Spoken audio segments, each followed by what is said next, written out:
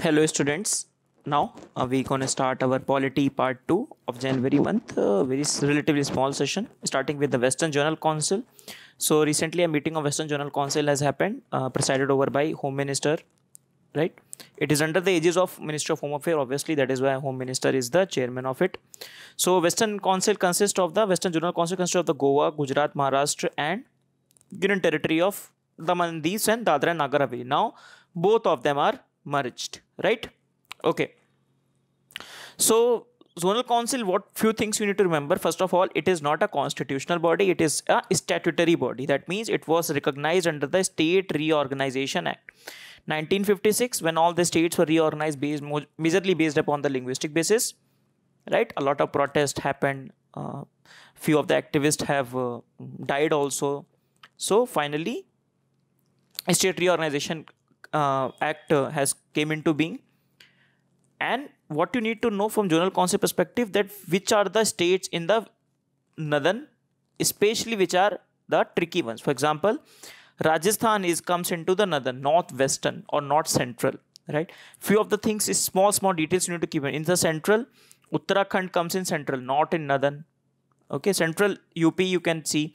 Bihar comes in the eastern, not in the central. So these are the few key areas. Goa comes into the western. Then south you can imagine Telangana, Andhra, Karnataka, Tamil Nadu and Kerala. Northeast we'll discuss. Northeast are not considered under the zonal council first of all. So they are not a part of the zonal councils, right? They have their different council, Northeastern Council. 1971 it was formed. A statutory body but not a zonal council. Okay. So in the western, Gujarat and Maharashtra you'll remember. So please remember the key states. Himachal, like Uttarakhand, like Rajasthan, like Bihar. These are the states. Please remember that. Okay. Right. So the idea behind the zonal council, first of all, the common chairman of all the zonal council is the Home Minister. The vice chairman being that particular zonal council, right? So in which the states are there. So at a time, for 1 year at a time, that CM of the one of the states will be the vice chairman. For example, in the zonal council, Western Zonal Council, for now, let's say it was Uddhav Thackeray, then it will be in the Gujarat next year, Vijay Rupani, like that, right? Next time, Goa Chief Minister. So who are the members? So Home Minister, obviously the common, then Chief Minister, then 2 ministers from each state. So please remember that 2 ministers from each state. Then if the Union Territory is there, for example, Dadra and Nagar Haveli, Daman and Diu, now 1 union territory. So the administrator of that particular place, right? Okay. The idea of zonal council, now some main specific thing, why it was there. You can imagine that time when the zonal council was formed, 1956. So reducing the isms such as regionalism, linguism, for example, the separatist tendency in the southern states, some of the southern states. Then the emotional integration, especially post the partition. Then center-state cooperation, one of the body where the center and state can cooperate and come together for cooperative federalism. Then secure the political equilibrium, any political problem happening, right? For example, interstate water disputes. So it can be a good forum to resolve that, right? So please compare zonal council versus the interstate council. That is a constitutional body. Okay, interstate council, very important body. Question in the mains have already been asked. The pre-question can be asked. Not very effective body, I'll say, but being constitutional body, it should be very effective. So these are the 5 zonal councils, right? So please remember the states. Headquarters, I don't think. Headquarters also, just remember the headquarters of the central one, right? Northern one, New Delhi, very obvious. Kolkata, Eastern, very obvious. Western Mumbai, very obvious. Southern Chennai, very obvious. But Allahabad, you need to keep in mind. Okay. For the Northeast, remember, for Northeastern Council is there, and the Sikkim is a part of the Northeastern Council. Okay, right. So the question in 1995 was asked that which of the following extra constitutional and extra legal for securing the cooperation and the coordination between the state in the India. Okay, so extra constitutional means that is not in the constitution. So interstate council in the constitution, though eliminate 4. So if you eliminate 4, the option 1, 2, 3 automatically comes. So NDC, now NDC is not there. Niti Aayog has formed, right? Then Governors Council, it happens. The governors meet for discussion. So it can be a forum for discussion among the states. Then Zonal Council already there. Okay, right. So next, which is statement about the zonal council. Zonal council a constitutional body? So answer is no. Okay, it is not a constitutional body. Then immediately what you do, eliminate the options which are not there. Okay, then only 2 or 3 can be right. So if we know even the one of those, I'll get it. So Prime Minister, the chairman, no. So option 2 becomes 3 becomes wrong. Then answer is B only. From it, I just want to highlight that Northeastern Council is not the part of the zonal council. Again, please keep in mind, right? These questions are from our own test series, our own current affair test series, or our own statics test series. So I'm trying to take questions also. Some of the students have recommended to put a few questions in as well. Right. Next is private members bill. So private member bill was in the news because a private member bill in the Rajya Sabha was there to do away with the 70 lakh limit and impose for the state funding of the election. Then there was a private member bill. 28 members bills have been introduced in Lok Sabha. A member in the Rajya Sabha has been introduced for population control law. So very controversial bills are also being introduced, right? So what is private member bill? So a private member bill who is not a minister is a private member. Now, whether it be Rahul Gandhi from opposition or whether it be Varun Gandhi from the BJP itself, he is a member of BJP, right? So whether from the BJP who is not a minister or whether from opposition, both are private members. So for example, if someone from BJP who is not a minister comes up with a bill, he will be considered as a private member bill. Okay, so first thing, please clear that. Then admissibility is decided by the chairman of Rajya Sabha or the speaker. So they decide whether it to be included or not. Then what are the differences between private and public bill? You can see that. Public bill introduced by the minister. Now for the private member bill, they have to give at least 1 month before to the house notice. Then on the Friday, discussions only happen on the private bills, right? There is a specific committee in the Lok Sabha for the private member bill. There is no committee in the Rajya Sabha for that effect.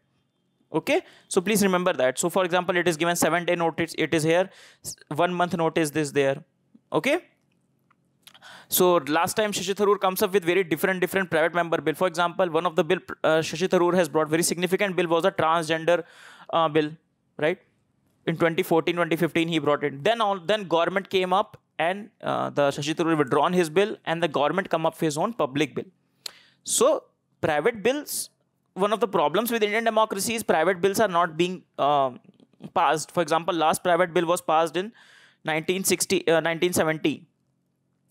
Okay, so this one, Supreme Court enlargement of the criminal appellate jurisdiction, 1968. It was the last private bill that was passed.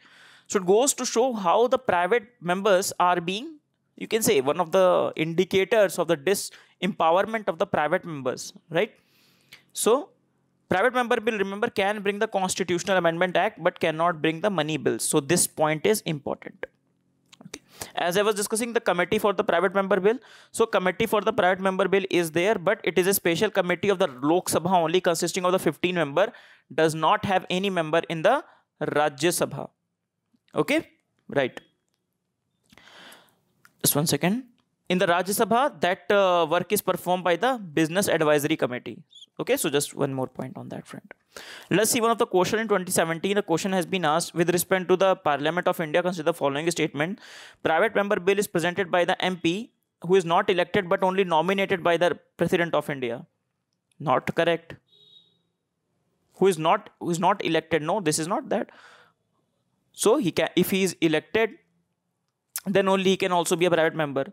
Recently, a private member bill has been passed for the first time in the history. So both the statements are wrong. Though Parliament bill has been passed and there is no first time in history also. So both, neither 1 or 2 is right. So option D is correct.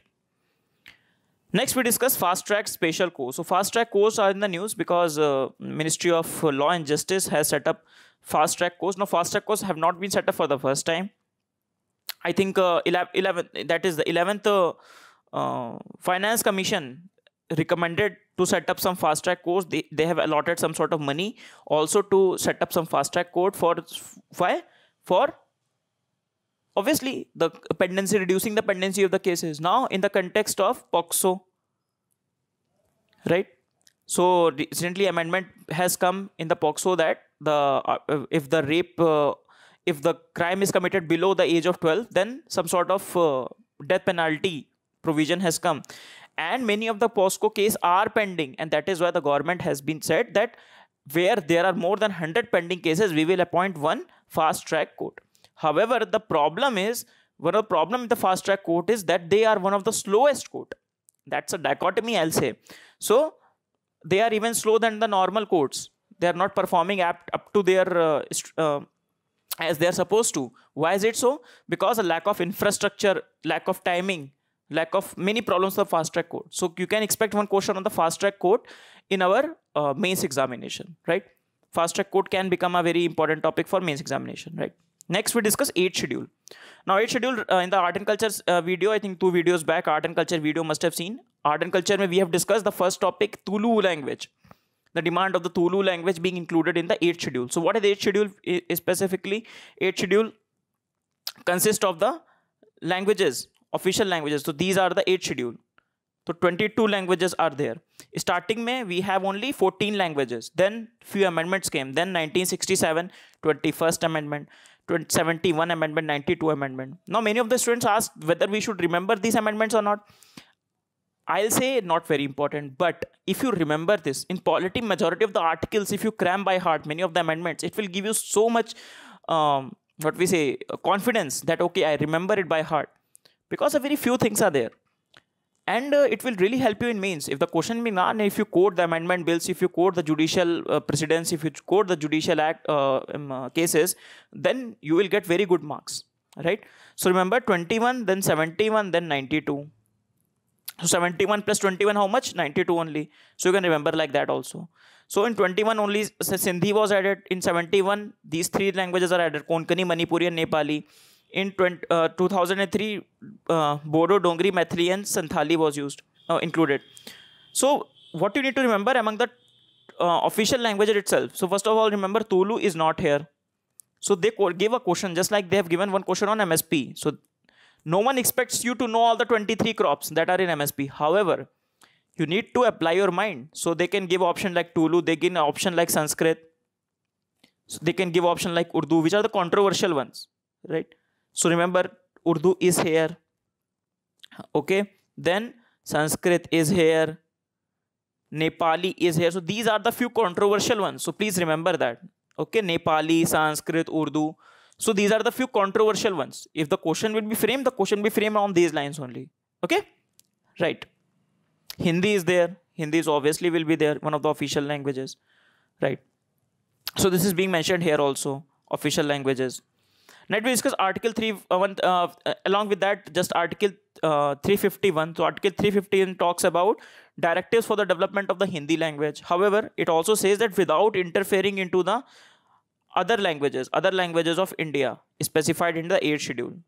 Okay. So many of time, many like pro-Hindi people say that Hindi should be imposed or should be made aware in the South India. They give the ideologic of Article 351 that our constitution says so, that in Hindi should be the national language, and that's a bit controversy for the mains. However, for our previous perspective, Article 351 says that the government, it should be the duty of the union to promote the spread of the Hindi language, right? To serve as a medium of expression for all the elements for the composite culture of India, right? Next is curative petition. Now, curative petitions argument goes back to this particular case, Rupa Ashok Hurra versus Ashok Hurra case. So in that case, Supreme Court said that under Article 137 of the Constitution. So Article 137 gives the constitutional basis of the curative petition.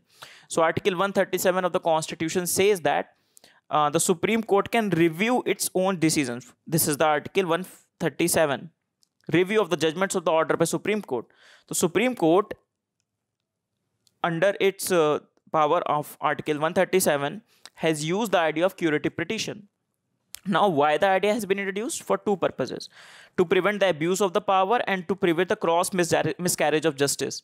If, for example, giving the judgment of Supreme Court, some sort of facts were not taken care of, or proper hearing from the victim or from the person who is being getting punished has not been catered to. For example, that is called principle of natural justice. That if you are in a case, you have a right to be heard you can present your own argument. So this is called a natural justice argument, principle of natural justice. So many of time principle of natural justice is not taken care of. So in these cases curative petition will be taken care of. Now curative petition was in the news because of the Nirbhaya case.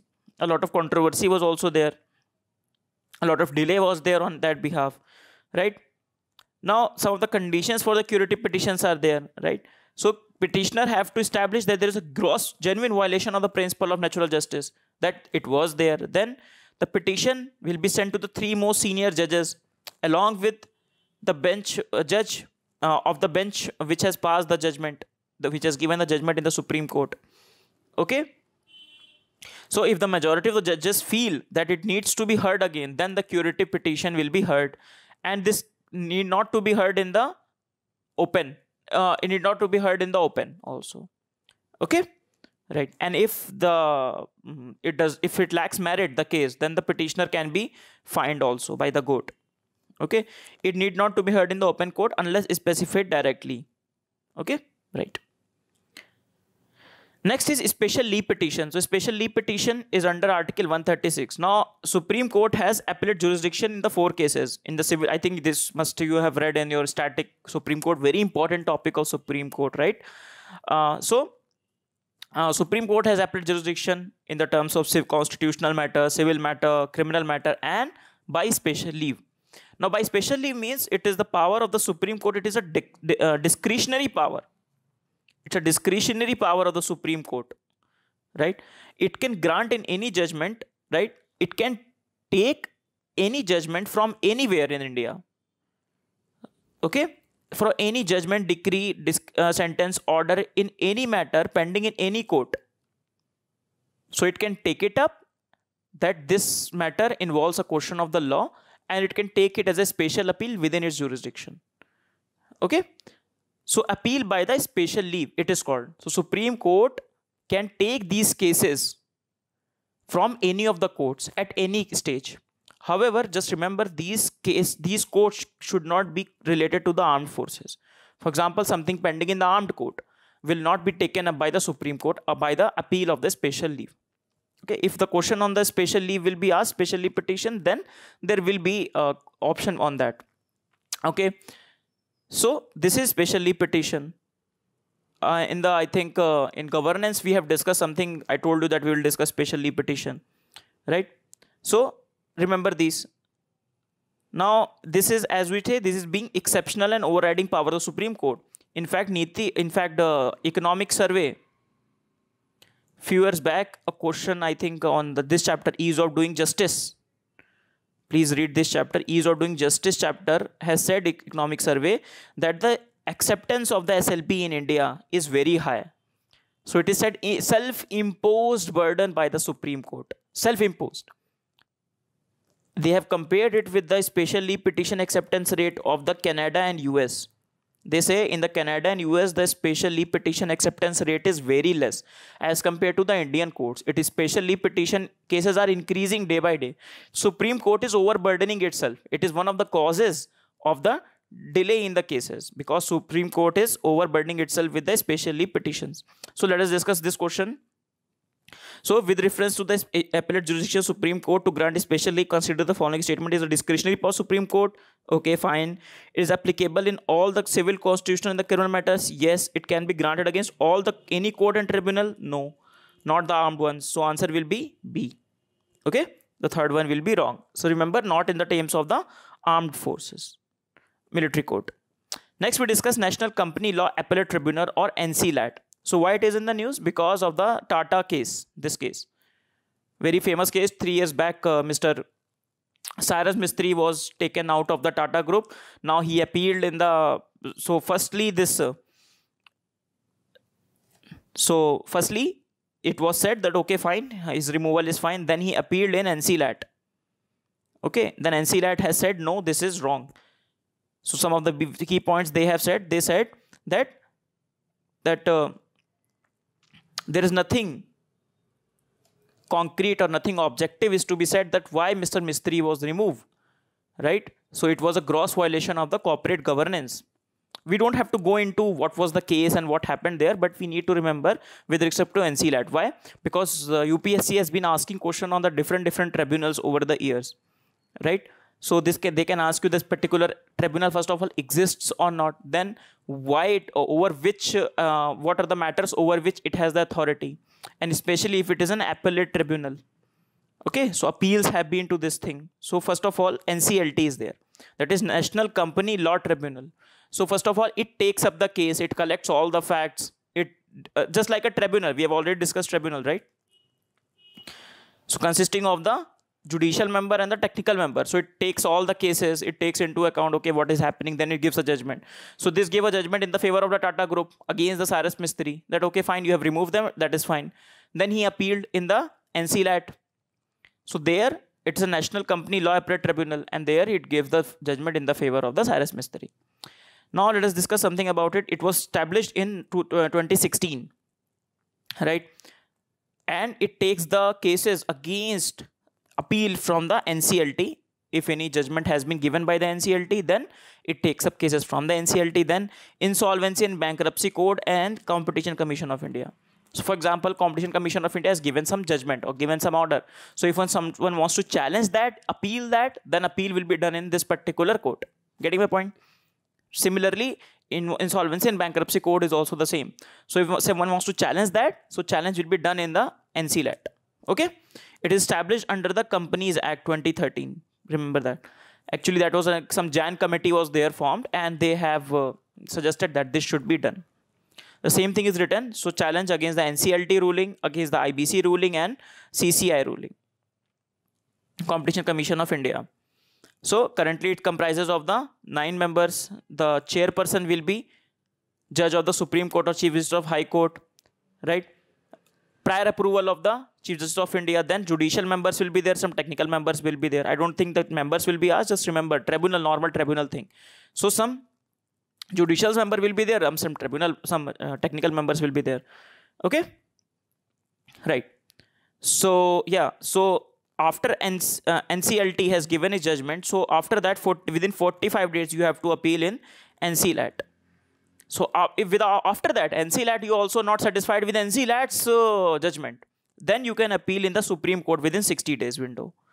So a lot of appeal is there, for the appeal structure is there. Okay, right. Next topic we'll discuss is strength of the Supreme Court. I think this is the last topic. So strength of the Supreme Court has been increased from 31 to 33, including Chief Justice of India. Okay, so it is under Article 124. Had fixed the strength of the Supreme Court at 8.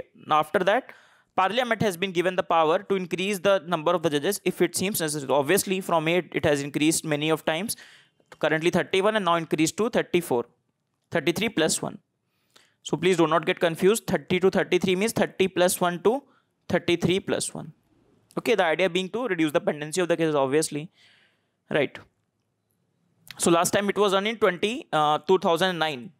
It was increased to 31. Then finally now in August, I think August 2019, the bill has been passed to increase it to 33 plus 1. Okay, so this is there. Now we are done with the session. Let us revise. We started with the zonal council. So Western Zonal Council, I told you, please remember which of the states are coming in the with zonal council. So if they ask a tough question on a very simple topic, zonal council is a very simple topic, right? These are one of the simplest area in our UPSC preparation within the polity. So, but however, they can make a tricky question out of it, on which many of the good students can also falter. So I'm just trying to highlight the area where you can miss out. Then private member bill, then fast track special courts. Okay, private member bill, few of the things that we discussed. Remember, the Lok Sabha has the committee, special committee, Rajya Sabha done by the Business Advisory Committee. Then fast track special courts, 8th schedule, Article 151, curative petition. So curative petition, we have discussed few of the cases, right? That it was not originally there, but Supreme Court under Article 137 has taken it up. Then special leave petition. Then NCLAT and strength of the Supreme Court. We have discussed a few questions here, and I'll try to follow this model to have some of the questions along with our discussion, so as to make it a wholesome experience or wholesome learning for us, right? If we solve a few questions, that also gives us more confidence, right? The application part. So with this, we finish our polity 2 discussion. We'll see you in the next class. Thank you, everyone. Bye-bye.